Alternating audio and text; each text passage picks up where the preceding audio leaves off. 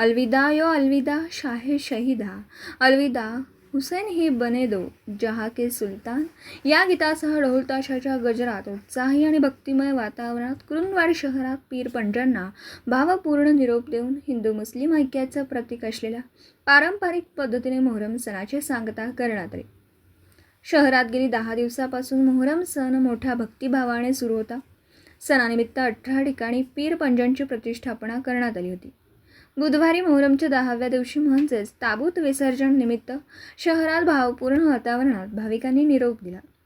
यावेळी या हुसेन दहला आणि ढोल ताशाच्या गजरात येथील राजवाडा चौक, डॉक्टर बाबासाहेब आंबेडकर चौक, सन्मित्र चौक आदीसह शहरातील विविध ठिकाणी संस्थानकालीन बडे नालसाहेब पीर आणि शहरातील इतर 18 पीर पंजांच्या भेटीचा कार्यक्रम संपन्न झाला.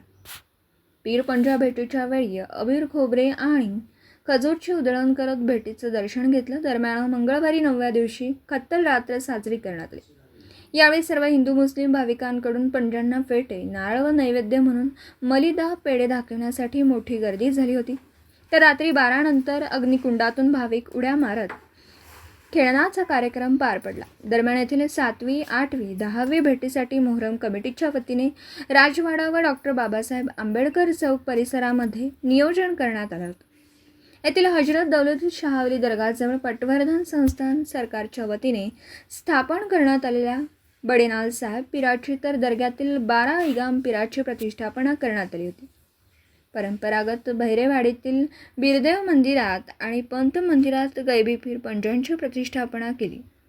तसेच शहरातील कुडेखान पीर, ढाल पीर, बैरागदार पीर, कारखाना पीर, बट्टे पीर, मुजावर पीर, बरगीर पीर, शेळके पीर, खाटीक पीर, एकता पीर, झारी पीर, ढेपणपूर पीर, मोमीन पीर, बागवान पीर, गैबी पीर, म्हातापे पीर, तक्का पीर या पीरांच्या धार्मिक विधी पद्धतीने प्रतिष्ठापना झाली होती. तर मजरेवाडी, तैरवाडी, भैरववाडी आदी ठिकाणांच्या पीर पंजांनी देखील कुरुंदवाड शहरात भेटी दिल्या. ताबूत विसर्जन दिवशी दिवसभर शहरातील सर्व पीर पंजांनी प्रत्येक घराघरात जाऊन पूजा अर्चा करून आज मोहरम सणाची सांगता झाली. रात्री उशिरा सर्व पीर पंजांचं विसर्जन झालं. यावेळी सहाय्यक पोलीस निरीक्षक रविराज फडणीस यांच्या मार्गदर्शनाखाली मोठा पोलीस बंदोबस्त तैनात करण्यात आला होता.